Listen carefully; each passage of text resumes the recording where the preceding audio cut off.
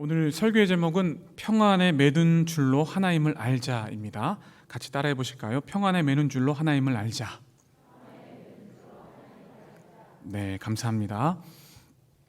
요즘에 제가 새벽 예배를 나오게 되면은 새벽 하늘을 바라볼 때 참 아름답다라는 생각을 지울 수가 없습니다.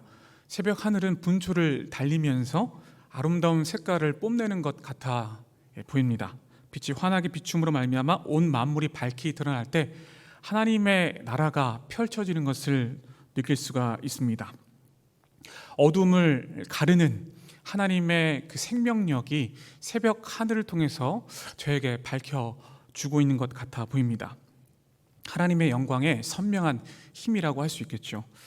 어둠으로 보이지만 그 안에 생명력을 가진 하나님의 놀라우신 능력이 있습니다. 그래서 새벽 하늘을 바라보게 되면은 하나님의 선명하신 힘을 느낄 수가 있습니다. 이것이 우리가 살아가는 이유가 아닐까라는 생각도 해보았습니다. 하나님의 생명력이 순간순간 우리에게 감사요, 기쁨이요, 또 은혜인 줄 믿습니다. 그래서 우리는 그 힘으로 오늘 하루를 살아가게 되는 것이죠.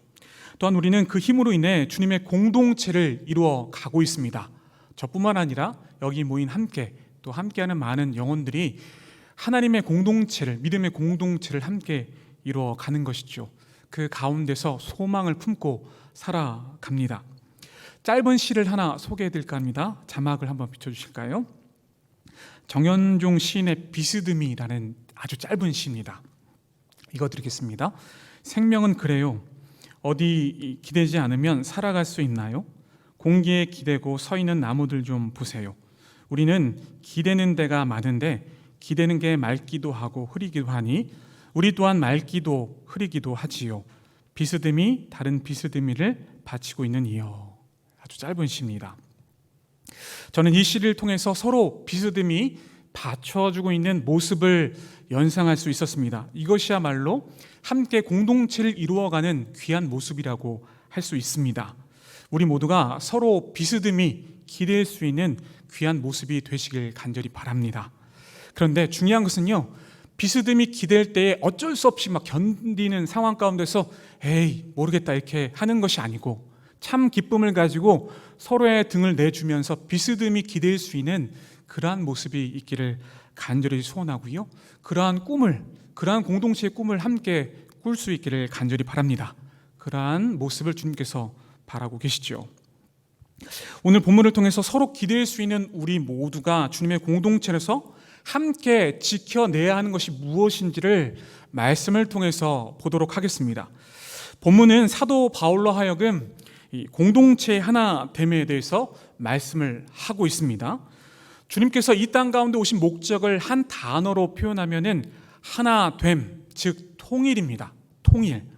통일하면 제가 항상 연상이 되는 노래 중에 하나가 우리의 소원은 통일, 꿈에도 소원은 통일, 이런 노래가 항상 저의 이제 가슴을 울리는데요. 그런 통일도 통일이지만 이것은 다른 통일이죠. 더 우주적이고 광범위한 통일이라고 할 수가 있습니다. 하늘과 땅 사이에 그 모든 것들을 통일하게 하시는 주님의 모습이 담겨져 있습니다. 자, 에베소서 1장 10절 말씀을 같이 읽어보실까요? 하늘에 있는 것이나 땅에 있는 것이 다 그리스도 안에서 통일되게 하려 하심이라. 아멘. 하나님께서 하나님의 백성들을 구속하신 이유가 분명히 나와 있습니다. 여기 보니까 하나가 되는 것, 통일입니다. 예수님께서 말씀하신 하나됨에 대한 내용이 또한 복음서에 나와 있는데요, 그 내용을 함께 좀 보시도록 할까요? 요한복음 17장 21절에서 23절까지 말씀을 천천히 한 목소리로 읽도록 하겠습니다. 아버지여, 아버지께서 내 안에 내가 아버지 안에 있는 것 같이 그들도 다 하나가 되어 우리 안에 있게 하사 세상으로 아버지께서 나를 보내신 것을 믿게 하옵소서. 내게 주신 영광을 내가 그들에게 주었사오니 이는 우리가 하나가 된 것 같이 그들도 하나가 되게 하려 함이니이다. 곧 내가 그들 안에 있고 아버지께서 내 안에 계시어 그들로 온전함을 이루어 하나가 되게 하려 함은 아버지께서 나를 보내신 것과 또 나를 사랑하심 같이 그들도 사랑하신 것을 세상으로 알게 하려 함이로소이다. 아멘. 여기 나와 있는 말씀은 예수님께서 십자가에 자신의 목숨을 내놓기 전에 기도하신 내용입니다. 누굴 위해서 기도했습니까? 제자들을 위해서 기도한 내용이죠. 주님께서는 주님의 공동체를 위해서 기도하셨습니다. 땀이 피가 되도록 기도하셨다는 이야기입니다. 예수님께서는 하나됨, 즉 통일을 위해 하나님께서 자신을 보내셨음을 제자들이 알게 하기 위함인 그런 기도를 하셨다는 이야기죠. 그리고 하나님께서 예수님을 사랑하시는 것처럼 하나님의 백성들도 사랑하신다라는 것을 알려주기 위한 그러한 기도가 바로 이 내용이라고 보시면 좋겠습니다.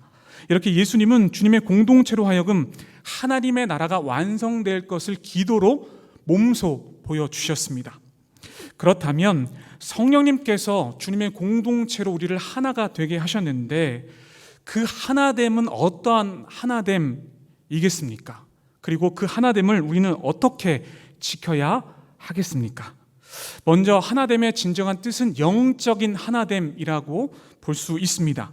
즉 삼위일체 연합과 같은 그런 영적 연합이라고 할 수 있습니다. 성부, 성자, 성령이 하나이듯이 우리 또한 하나라는 것을 말씀해 주고 있는 것이죠. 즉 예수님이 하나님이시고 하나님이 예수님이시다, 이렇게 우리에게 말씀해 주듯이 너는 내가 되고 내가 너가 되는 그 영적 연합을 말씀하고 있습니다. 각자 도생으로 가는 것이 아니라 함께 하나로서 연합되는 것을 말씀하고 있습니다. 이 하나됨을 지켜내는 사람이 바로 나, 너, 우리입니다. 이러한 근거가 본문 3절과 4절 말씀에 나와 있습니다. 자, 함께 읽어보실까요? 평안에 매는 줄로 성령이 하나 되게 하신 것을 힘써 지키라. 몸이 하나요 성령도 한 분이시니 이와 같이 너희가 부르심의 한 소망 안에서 부르심을 받았느니라. 아멘. 하나님은 이미 성령님을 통해서 우리를 영적인 연결망으로 묶어주셨습니다. 여기서 평안에 매는 줄의 어원적 의미는 쇠사슬, 그리고 끊을 수 없는 굴레라는 뜻을 가지고 있습니다. 그러니까 우리가 쇠사슬을 통해서 함께 묶여져 있다는 이야기입니다. 쇠사슬은 웬만해서는 이렇게 끊어질 수가 없습니다. 그런데 잘 보십시오. 쇠사슬인데 앞에 수식어가 있습니다. 평안의 쇠사슬입니다. 다시 말해서 주님의 공동체는 하나됨을 지켜낼 때, 통일을 지켜낼 때에 주님께서 주시는 평안을 얻을 수가 있다는 이야기죠. 그 평안을 얻을 수 있는 방법은 하나됨을 지킬 때에 하늘의 평안을 얻을 수 있고 누릴 수 있다는 이야기입니다.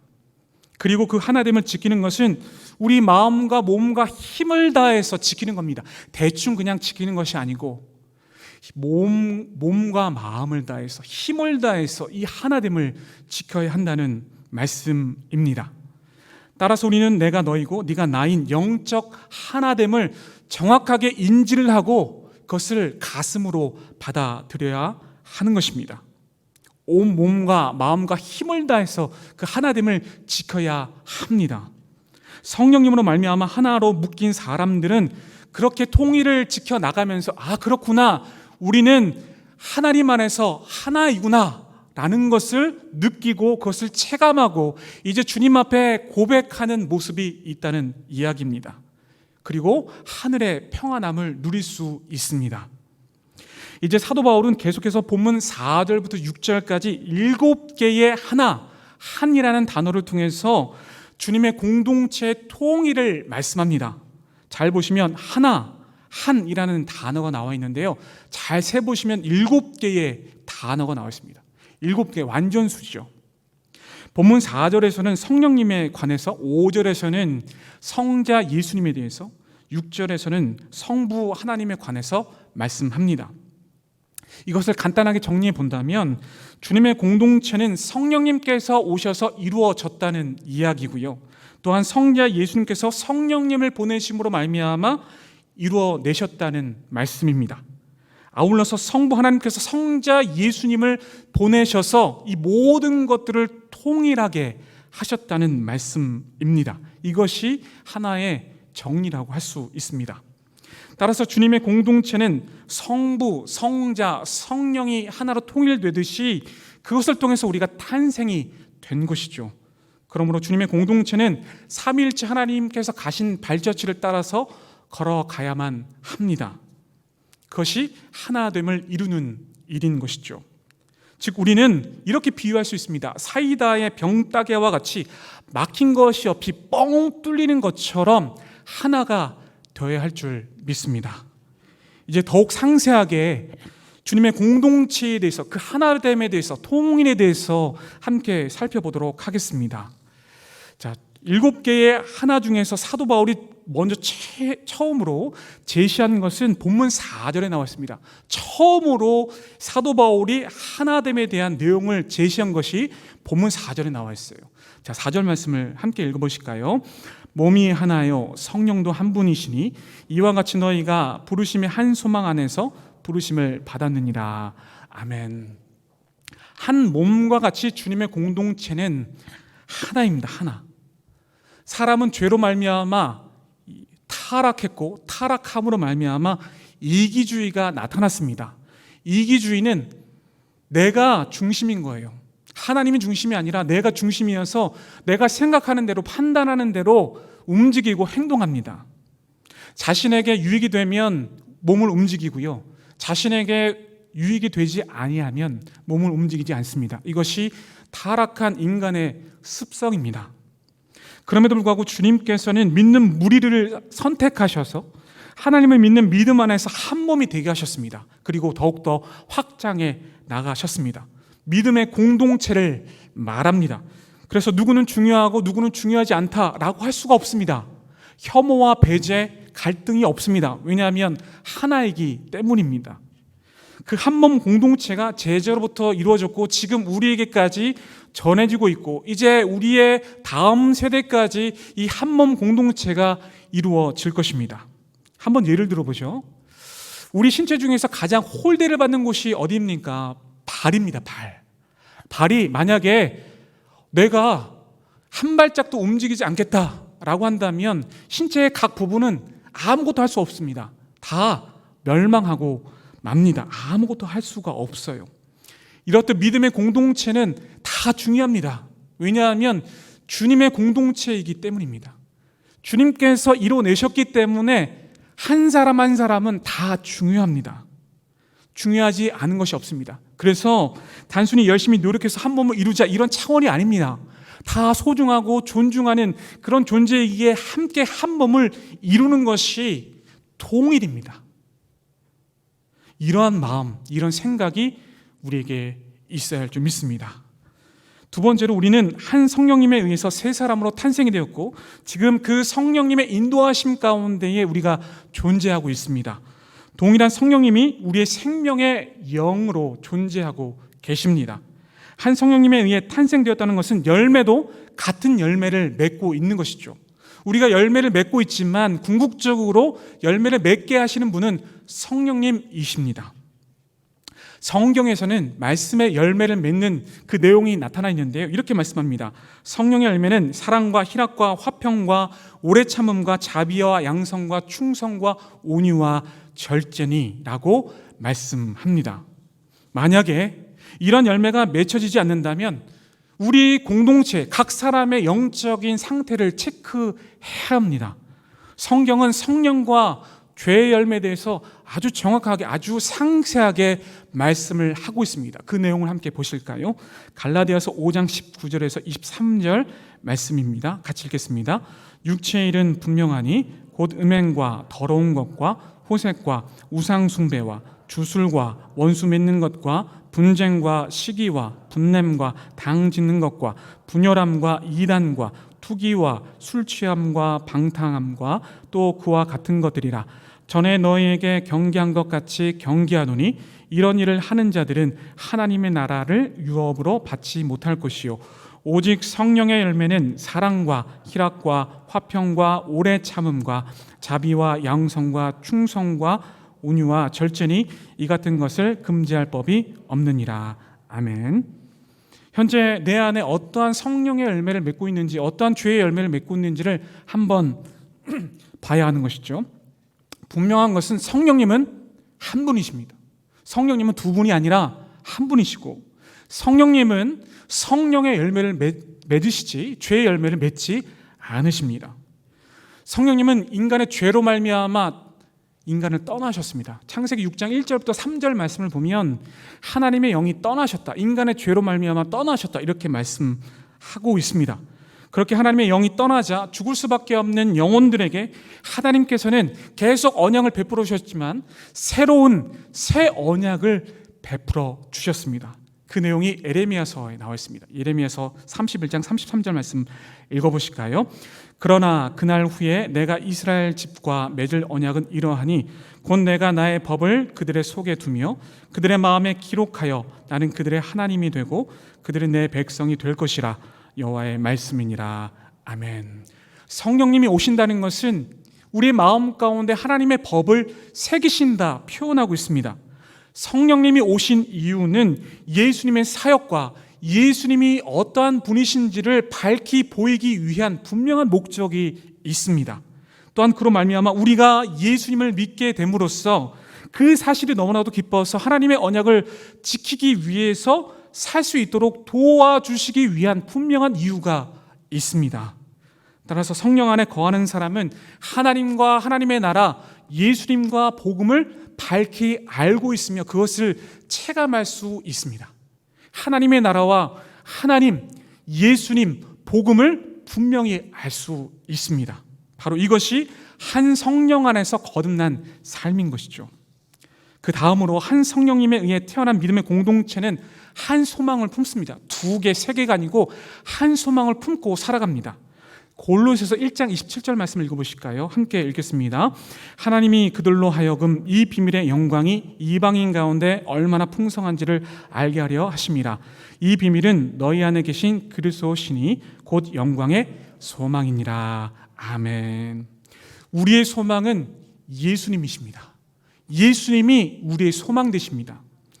그분으로 말미암아 우리에게 주어진 영광은 하나님의 성품입니다. 하나님의 성품을 닮아가는 것이 우리의 소망입니다. 이것이 한 소망을 품고자 하는 하나님의 백성의 삶인 것입니다. 완전한 소망은 바로 예수 그리스도 한 분밖에 없습니다. 다음은 주님은 단 한 분이십니다. 예수님은 단 한 분밖에 없습니다. 예수님은 하늘의 보좌를 다 내려놓으시고 종의 형체를 입으셔서 우리를 구원하시기 위해서 십자가에 자신의 목숨을 내놓으셨고 이제 부활하신 메시아이십니다. 따라서 우리는 예수님의 말씀을 듣고 그 말씀에 따라서 살아가야 할 사명과 소명이 있습니다. 왜냐하면 우리의 생명을 구원해 주셨기 때문입니다. 다섯 번째로 한 믿음입니다. 여러 가지 믿음이 아니라 한 믿음밖에 없습니다. 믿음은 믿는 대상과 내용을 바르게 아는 것에서부터 시작이 됩니다. 다시 한번 말씀드립니다.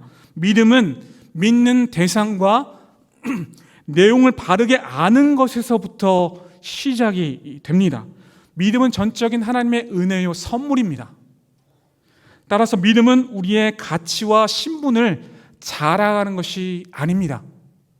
믿음은 우리의 신분이나 우리의 어떤 사회적인 지위, 이것을 자랑하는 게 아닙니다. 믿음은 전적으로 하나님의 영광, 하나님을 자랑하는 것, 하나님의 영광만을 드러내는 것이 믿음입니다. 영광은 예수님의 생명, 그 가치입니다. 그것을 드러내는 것이 믿음입니다. 그래서 우리의 믿음은 더 장성해서 결국에는 하나님의 믿음으로 수렴되어집니다. 우리의 각각의 믿음이 있지만 각 모양이 다르지만은 이 믿음이 모아져서 하나님의 믿음으로 수렴되어지는 것이죠. 이것이 한 믿음입니다. 여섯 번째로 한 세례입니다. 세례는 옛사람이 완전히 빠져 죽고 새 사람으로 완전히 거듭나는 것을 말합니다. 고린도전서 10장 서두에 보면은 이렇게 말씀합니다. 이스라엘 백성들이 홍해를 건너가는 것을 세례라고 말합니다. 여러분 잘 생각해 보십시오. 애굽의 입장에서 보면 이스라엘 백성들은 빠져 죽는 것처럼 보입니다. 다 빠져 죽는 것처럼 보입니다. 그런데 가나안 땅에서 보면 그들은 살아납니다. 놀랍지 않습니까? 애굽 땅에서 보면 그들은 다 빠져 죽는 것 같아 보입니다. 그런데 그것이 아니고, 그것이 마지막이 아니고 가나안 땅에서 보면 그들이 살아나는 것이요. 이것이 세례입니다. 세례. 주님과 함께 연합함으로 말미암아 나의 모든 것들은 다 죽고 예수님과 함께 새 사람으로 태어나는 것이 세례입니다. 세례. 그래서 세례를 받은 사람들은 예수님과 함께 죄와 맞서서 싸워야 합니다. 아직까지도 죄의 굴레에서 머물러서 그것을 즐기려 한다면 그 사람은 세례를 받는 것이 아닙니다. 그냥 세례 의식만 치는 것이지, 세례를 받는 것은 주님과 함께 죽고 다시 한번 새롭게 탄생하는 것을 세례라고 합니다. 한 세례입니다. 마지막으로 우리가 하나가 되게 하신 것을 힘써 지켜야 하는 이유는 하나님은 한 분이기 때문입니다. 우리는 총 7개의 내용을 통해서 우리가 지켜내야 할 하나, 그것을 함께 살펴봤습니다.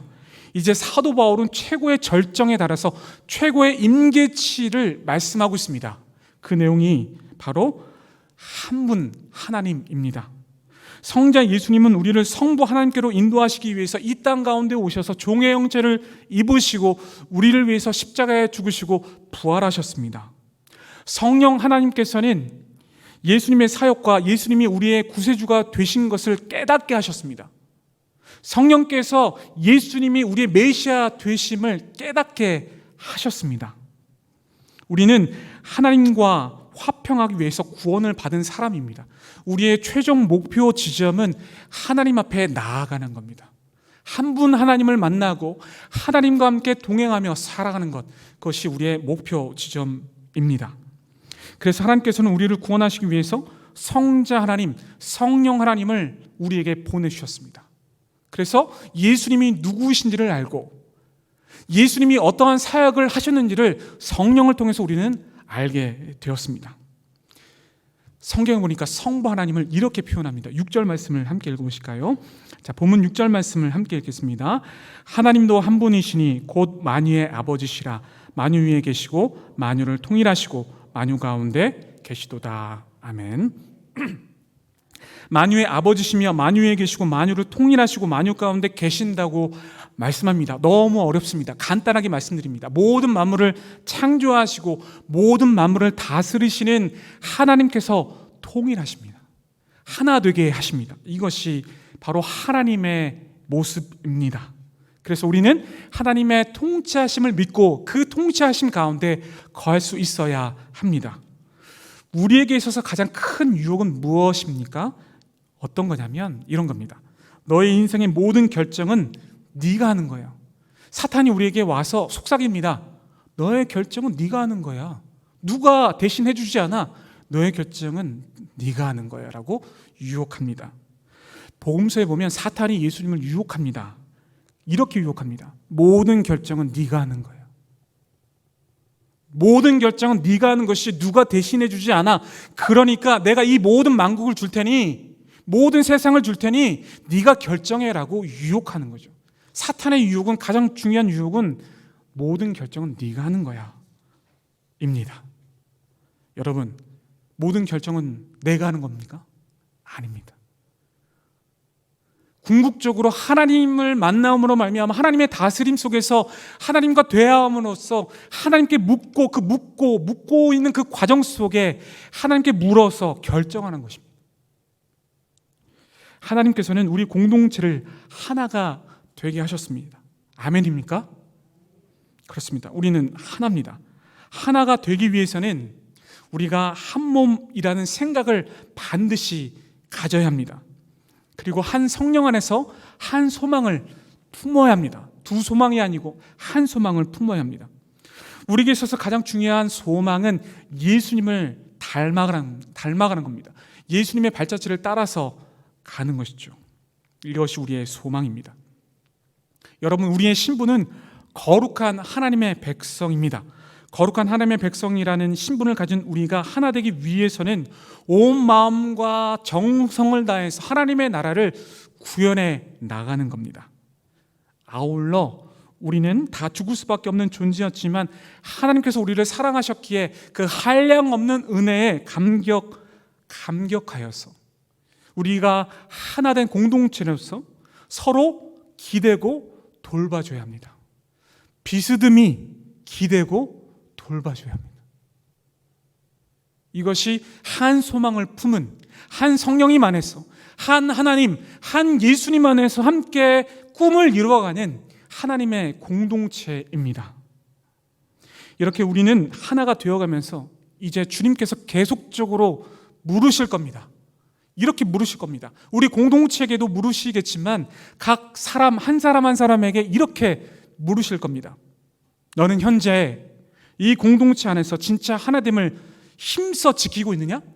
온 몸과 마음과 힘을 다해 이 공동체를 지켜내고 있느냐? 그 하나됨을 지키기 위해서 무엇을 하고 있느냐? 그 하나됨을 지키기 위해서 어떻게 하고 있느냐? 물으십니다. 사랑하는 성도 여러분, 우리는 삼위일체 하나님 한 분으로 말미암아 하나의 공동체로 지어져 가고 있습니다. 완성된 공동체는 아니지만 영적으로 완성되었지만은 그 공동체를 향해서 나아가고 있습니다. 그렇게 하기 위해서는 한 몸이라는 사상을 가져야 합니다. 한 소망을 품어야 합니다. 한 예수님 안에서 하나가 되어야 합니다. 한 하나님 앞에 나가야 합니다. 한 성령님 안에 우리는 하나가 되어야 합니다. 이것이 하나님께서 우리를 향하신 분명한 뜻이고, 더 나아가 믿음의 공동체에게 바라시는 하나님의 마음입니다. 따라서 성령께서 하나가 되게 하신 것을 우리가 힘써 지킬 수 있기를 바랍니다. 그래서 이것을 힘써 지켜서 하나님께서 원하시는 진정한 공동체로 날마다 거듭날 수 있기를 간절히 바랍니다.